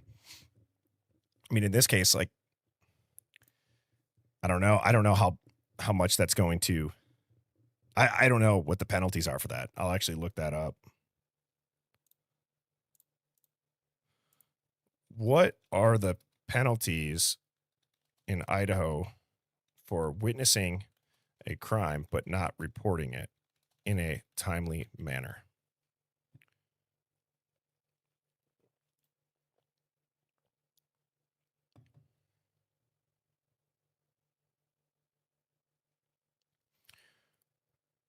And before I read this, everybody, we got almost 1,000 people in here, and we are only at 570 likes. Let's try to get that puppy over 650.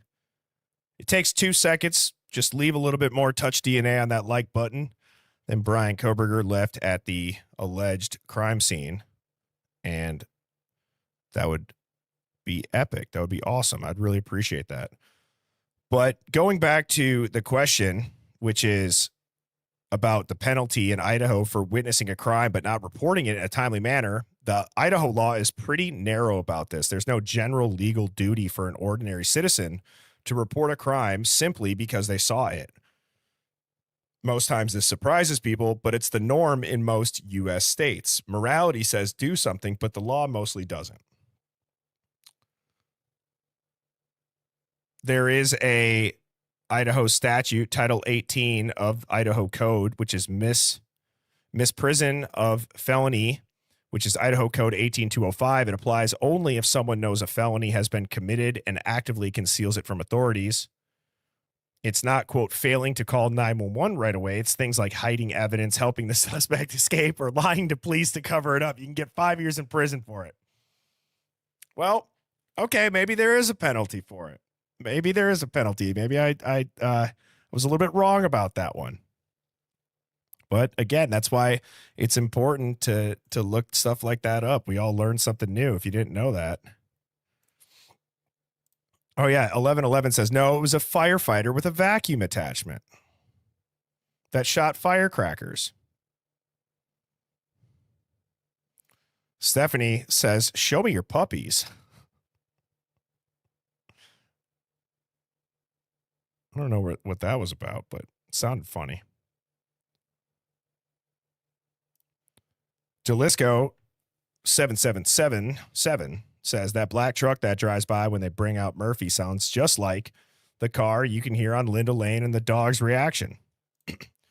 Yeah, Murphy can apparently just evaporate and then just show up elsewhere. Yeah, Blue Eyed Candy. Birdie asks, I just spit all over the mic. Jeez. Birdie asks, what was in the padlocked room? I'm not sure. I've stayed in, I've rented from places in college where they have a padlocked area of the house. I don't know if that's unusual. I got, I had an experience like that. So I didn't think that was that weird that they didn't have the landlord's padlocked. A lot of times it's just like maintenance stuff. Random junk. I don't know. Gamilla, you've had some great comments and questions that you still want to know why BF is the only one who completely ducked off from Idaho. That's something. Well, she got the hell out of town. She got the hell out of Dodge fast. And tell me this, why would a surviving roommate have to be subpoenaed to come back? Why would you fight that? If the lone wolf serial killer being Bryan Kohberger, who knew nobody, who had no connections to the victim, and he was just a serial killer that was obsessed and wanted to see how it felt to kill somebody, and he's in prison and he's arrested, why are you fighting coming back to testify? Why would you have to subpoena them? And then why would you fight it?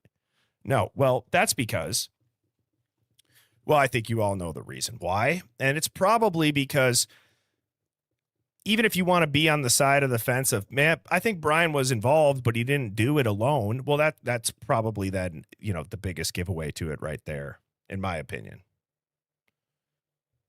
It's just very odd. Yeah, Janet says, because there's more to that story than we will ever know. I agree. You shouldn't have to subpoena somebody to come back if the lone killer is in jail.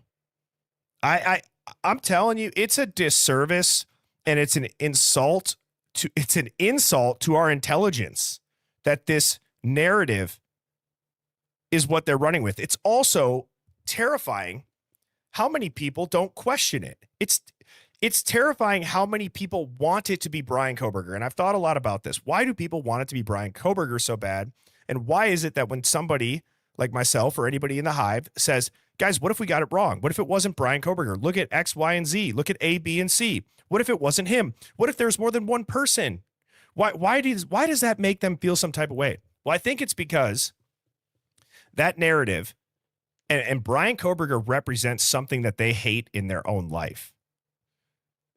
They've made Bryan Kohberger a representation of a monster of people in their own life that they hate. So then anybody that says he didn't do it, they're going against their own personal identity and feelings of something that makes them uncomfortable and that they don't like, is how I would try to sum it up on a psychology level. And I'm obviously not anybody that's studied psychology, but that's how I would view it in that light, is that it clearly must be something that is internal, that they feel good about somebody like Bryan Kohberger, somebody who is this weirdo guy who they say is just killing them because they're beautiful, as Dateline opened their damn series on them with the roommate's mother who didn't even live there saying, yeah, Keith's old ass just saying, why do you think they did this? And she just goes, because they were beautiful. Are you shitting me? That was my reaction. That Dateline episode was a script that was written by somebody who's high on bath salts and was just typing it into ChatGPT. Mrs. Birdie said, it actually seems like it's like a group project that you forget was due in 2 days and you had to rush to put it together. What can we put out there that will tug on the emotional heartstrings and get people to not question it because they're just going to say, wow, Bryan Kohberger's just a bad man. He's a bad man. He's a creep. He's a loner. He didn't have any connection to him, though. They haven't found the murder weapon. They haven't shown us pictures of the sheet. There's no blood inside the house. The prosecutors themselves say they can't put him in the house. They don't remember if he had a burner phone. He would regularly take pictures like this. He'd call his parents at the same time every day. Bethany Funk is being subpoenaed to come back and testify, which makes no sense. Dylan's story keeps changing. Everything's redacted. Everything's sealed. National security's referenced. Oh, and Moscow, Idaho sits on the Pacific Northwest Highway, which as of 4 days ago has had over 3,400 deaths along it this year from drug deaths. But I'm sure it's just the loner, psycho, criminology kid that doesn't know anybody that pulled off a Jason Bourne timeline, even though the video of him walking into Costco, he looks like Frankenstein's awkward nephew shuffling around. As I've said that, he couldn't even stab 4 Capri Suns without spilling a drop, yet alone pull this off in that timeline and leave no trace. His car is apparently crystal clean. It looked like, oh my God, he took out the seats. He detailed it that well. He's wearing gloves. No, he wasn't. And also, for all we know, that shit's a rental car. It had a bug shield on it in the evidence, but then it never had a bug shield any other time. Who's to say they didn't rent it? Hertz and all those people, they deep clean their cars like that. They would make it look new. It's that detailed.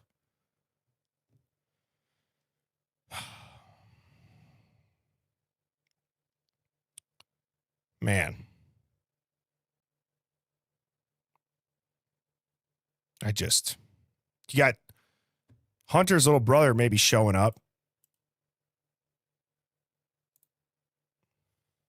Betty says, poor guy had to bulk up with an oversized shirt. It's a total FBI shakedown, guys. That's what it is. I'm not saying that it's the only aspect of this, but go look at the stats, dude. Go look at the stats and look at the operations that have been going on. There's from Salem, Oregon, with the, I think it was like the Sinaloa cartel, one of the leaders in whatever that area was taken down. You got JJB, you got all these other people.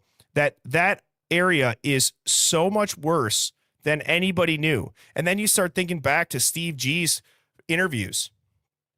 It's time to put Idaho on the map. Oh, is it because maybe before the Idaho 4, nobody in the country, unless you lived out there, knew that Idaho was a portal to hell and is being overran by gangs who do drug and human trafficking? Well, that would maybe make sense to say something like, it's time to put Idaho on the map. Maybe the perpetrator was dead inside the house and the unconscious person was one of the killers that failed in their assassination of these roommates. And that's why Steve G said, I can speak on that because you sent someone to assassinate my daughter and they failed. So now I can talk about that. Someone step up and tell me who put out the hit. Someone be an alpha. Step up. It's time to put Idaho on the map. We got to get this guy off the streets. I think people know who this guy is or they don't, but you know why he said that. They said, put up wanted posters because they know who's calling these shots. They know who's putting out the hits, everybody. And it's not to say that there's not low-level informants or frats involved at all. I'm not discrediting any of those theories either, because at the end of the day, I also don't know what happened, and neither do you. Okay, we're just sitting here trying to theorize, and we wouldn't have to do this if they would just release the fucking evidence.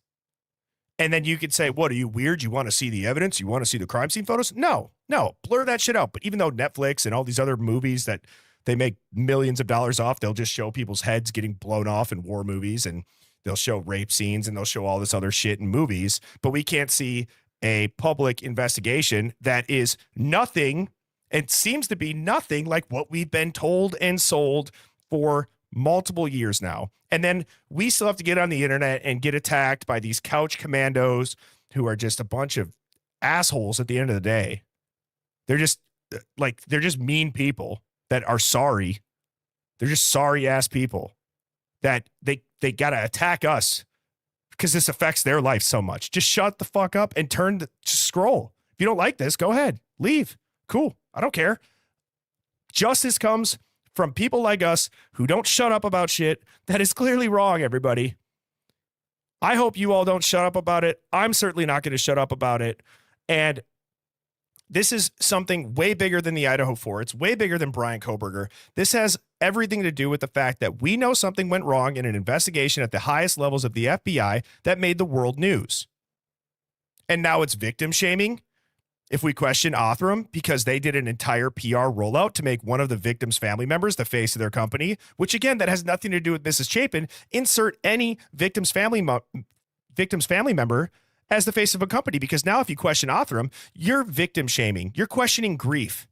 You're just a dick because you're going to question the way we solved a murder. No, guys, it's wrong. It's wrong. It's pathetic. I don't stand for it. I think it's a joke that there's no real investigative journalism that goes on a mainstream level. They wonder why their ratings are down. It's because it's just dog shit reporting. It's fake. It's fake reporting. They don't show us anything. They don't care. They say, shut up. Don't look over here. Look over there. We're going to release these documents. We're going to redact things. And then we're going to gaslight you and say that you're weird for wanting to see it. You don't deserve transparency. Just grab your hard hat, grab your lunch pail, clock in, clock out, and shut up. Don't pay attention to what we're doing. We're the federal government. Just trust us, bro. And it's just it's a disgusting joke, and it's sad, and it's scary how many people just nod and clap along. I did not plan on crashing out again, but guys, there's got to be an intensity to this. Like I said, there has to be an intensity. We can't just sit here and we could theorize. We could absolutely theorize. But when it comes to things that are just wrongdoings, we have to call it out. We have to get people to see that there are very passionate people who are trying to wake people up and warn you. This is a warning. It's not delayed justice. It's a warning. Yeah, and Aspen says, this is scary. If they did it there, how fast can it be done to one of us? And I've said this. I put out a stream the other day about delete the footage. Okay? Because at this point, I'm actually questioning, why haven't they just said it's lost? They do that with so many other cases. It's lost. But no, they just release it. And it's like they're continuing to gaslight us. So it's like either lose the footage and delete it or let us see it. Okay? Because, guys, I'm telling you, I don't want to do this forever. I don't want to look into this case forever. But now it's bigger than the case. It's principle. It's about believing in something and having a spine and speaking up for what you truly feel is wrong and speaking against it in a way that is socialized. You have to socialize these wrongdoings. That's why I've said memes, comedy, that's some of the best way to red pill people. Open dialogue where you're not getting shit on in a chat like what we do here in the Hive. Consistency with talking about it. There are people, as I've said, I've gone to weddings, I've gone to bonfires, that there's 20 people around and the Idaho 4 comes up. Nobody even knows about it. Nobody even knows about it. They're like, oh, isn't that weirdo dude or whatever? Like, oh yeah, I think I heard something about that. It's like, it's just crazy. Yeah. Yeah. Ray says forever from the Sandlot. Spot on. We're going to be looking into this case forever at this rate.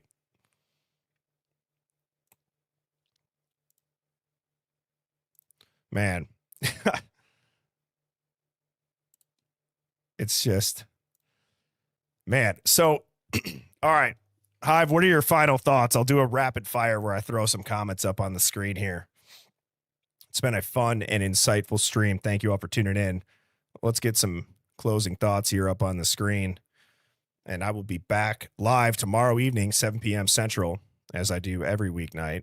And then on Friday mornings, I go live around 9 a.m. I do what's called The Sting, which is more about current events, current headlines, high-profile headlines, things like that. It's about an hour show. Lisa says, I have a new name for you, Birdie, when you unleash your inner self. Oh, God, I can only imagine, Lisa. Lisa says, nothing happened. The other Lisa says, nothing happens in Moscow. Val says, do you think they're alive, Birdie, or no? I've gone down the whole WITSEC thing. I've gone down ritual things. Val, I have no idea what to believe. I don't know. I'll believe anything at this point. If I could get a guarantee that it's 100% truth, I'll believe anything. And I think a lot of people would probably feel like that. Sisterhood Tribe Nicole says, why did police never ask BK why? Oh, BF, why she didn't call police when she saw a man in her house? Or DM. Aspen says, evidently, everything happens in Moscow. But Becky says nothing happens in Moscow. Caleb keeps, the underwear. Yeah, nobody's talking about that. What looks to be a pair of underwear out in the photo that's trampled. I mean, College Town, a lot of wild shit up on the streets, I'm sure. But yeah, that's not getting any real traction either.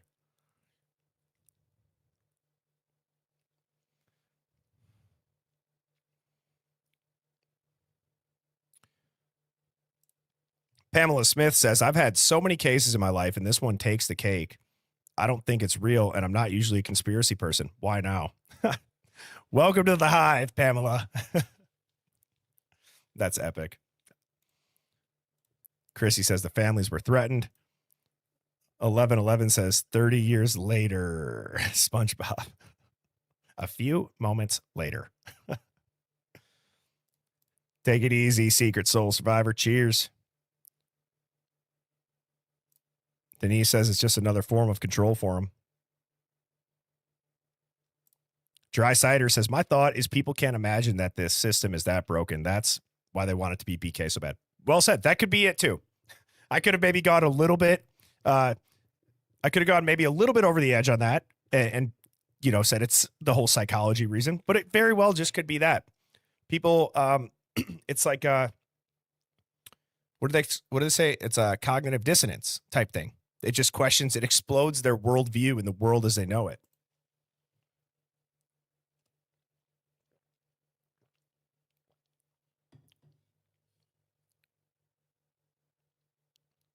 Sherry says, I think if we had all the texts and videos from about 8 phones, we could solve everything.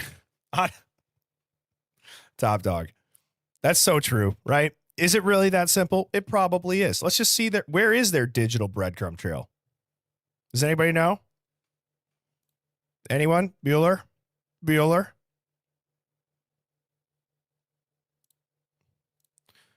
Truth, Nick, when you can't take holding back on people and tell the truth no matter what the circumstances. Absolutely, Lisa. Shoe Girl says, what we know is what we don't know.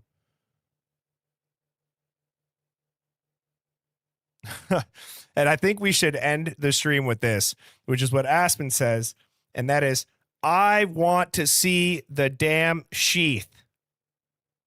Amen to that. We haven't seen it. Who knows if it even exists. And Hive, I got to tell you, I had a great time this evening tuning in with you guys. The last few streams have been a lot of fun since we've gone back to the beginning, since, I've kind of went back to leaning into what the Hive is, which is the chat. You all make this stream. And I'm grateful to be able to come up here and talk into the mic and chat with you all every night. So thanks for tuning in, and I will see you tomorrow evening, 7 p.m. Central. Cheers, everybody. Sleep good.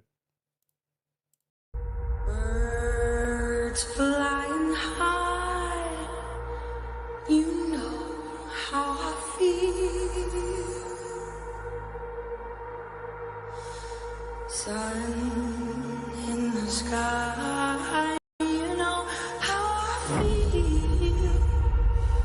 Breeze drifting on by, you know how I feel. It's a new dawn, it's a new day, it's a new life.